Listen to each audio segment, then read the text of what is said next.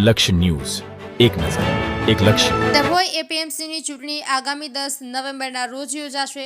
આજથી ઉમેદવારી પત્ર ભરવાના શરૂ થયા. સવારે 10 કલાકે સાંજે 5 કલાક સુધી એપીએમસી ખાતે ઉમેદવારી ફોર્મ જમા કરાવવા માટે ઉમેદવારોના ટોળે ટોળા જોવા મળ્યા હતા. તો બીજી તરફ ડભોઈ એપીએમસીમાં સતત બિનહરીફ રહેતા મોટાભાગના હોદ્દેદારોને ભાજપ પ્રેરિત મેન્ડેટ આપવામાં આવ્યું છે. દિલીપભાઈ નાગજીભાઈ પટેલ સહિત 5 જેટલા મુખ્ય હોદ્દેદારો ભાજપમાં જોડાઈ એપીએમસીની ચૂંટણી માટે ઉમેદવારી નોંધાવી. ધારાસભ્ય શૈલેષભાઈ મહેતાની હાજરીમાં 16 જેટલા ઉમેદવારોએ પોતાનું ઉમેદવારી ફોર્મ ચૂંટણી અધિકારીને સુપરત કર્યું છે. ડભોઈ એપીએમસીની ચૂંટણીઓ જાહેર થઈ ચૂકી છે. આજે ઉમેદવારી ફોર્મ ભરવાનો દિવસ હોવાથી વહેલી સવારથી જ ઉમેદવારો ફોર્મ ભરવા માટે એપીએમસી ખાતે પહોંચ્યા હતા. આગામી 10મી નવેમ્બરના રોજ એપીએમસીની ચૂંટણી યોજાશે, જ્યારે મતગણતરી 11 નવેમ્બરના દિવસે જાહેર થશે. જોકે જોવાનું હવે એ રહ્યું કે એપીએમસી ચૂંટણીમાં બિનહરીફ હોદ્દેદારો છૂટવાની પરંપરા યથાવત રહે છે કે કેમ. જો કે ધારાસભ્ય શૈલેષભાઈ મહેતાની ઉપસ્થિતિમાં જૂના 5 જેટલા હોદ્દેદારો ભાજપના મેન્ડેટમાંથી ચૂંટણી લડવા માટે ઉમેદવારી નોંધાવી છે. પૂર્વ ચેરમેન દિલીપભાઈ પટેલ સહિત કુલ 16 ઉમેદવારોએ એ ભાજપ મેન્ડેટ પરથી ચૂંટણી માટે ફોર્મ ભર્યા છે. સાંજ સુધી અન્ય ફોર્મ ભરાઈ શકે છે. ત્યારે ફોર્મ ચકાસણી અને ઉમેદવારી પાછી ખેંચ્યા બાદ એપીએમસી ચૂંટણીનું ચિત્ર સ્પષ્ટ થાય તેવી સંભાવના હાલ જોવા મળી રહી છે. હવે જોવાનું એ રહ્યું કે એપીએમસી ચૂંટણીમાં ભાજપ પ્રેરિત પેનલોનો દબદબો રહે છે કે પછી સાથે સાથે ધારાસભ્ય શૈલેષભાઈ મહેતા દ્વારા ડભોઈ એપીએમસીમાં પ્રથમ વખત ભાજપનું બોર્ડ બેસે તેવી આશા વ્યક્ત કરી હતી. નિરંજન ચૌહાણ, ડભોઈ. ઉત્પન્ન બજાર સમિતિ ડભોઈને આગામી ચૂંટણી માટેના આજે ઉમેદવારી પત્ર ભરવાનો છેલ્લો દિવસ હોય.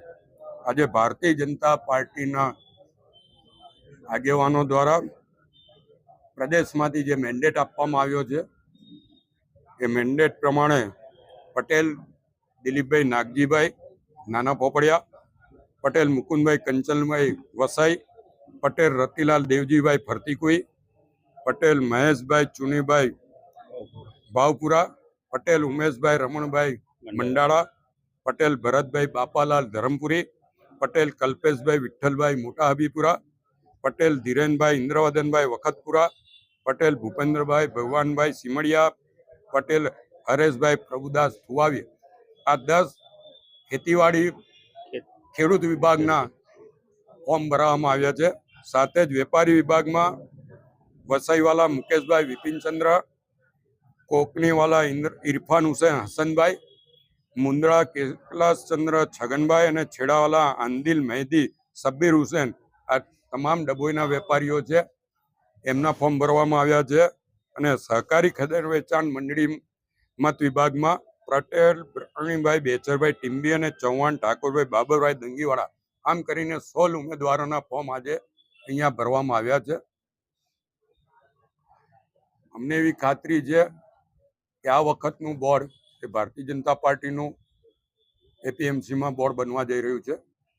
અને જે અત્યાર સુધી એપીએમસીએ કામગીરી કરી છે, સરકાર સાથે રહીને આ એપીએમસીનો વિકાસ થાય, ખેડૂતોના જે કંઈ પ્રશ્નો હોય પ્રશ્નોનો ઉકેલ આવે અને ખેડૂતોની મુશ્કેલીઓ વહેલી તકે દૂર થાય, એના માટેના તમામ પ્રયત્નો ખેતીવાડી બજાર સમિતિ અને સરકારના પ્રતિનિધિ તરીકે, ધારાસભ્ય તરીકે અમારી પણ એમની સાથે તમામ સહકાર હશે. સાથે સરકારમાંથી જે કંઈ ગ્રાન્ટો ફાળવવાની હશે કે સરકારમાંથી જે કંઈ મંજૂરીઓ લાવવાની હશે એ તમામ મંજૂરીઓ લાવીને એપીએમસી ધમધમતું થાય એવા પ્રયત્નો અમારા તરફથી કરવામાં આવશે. હું આ તમામ 16 ફોર્મ ભરનાર અમારા ઉમેદવારોને અત્યારથી અભિનંદન અને શુભેચ્છાઓ પાઠવું.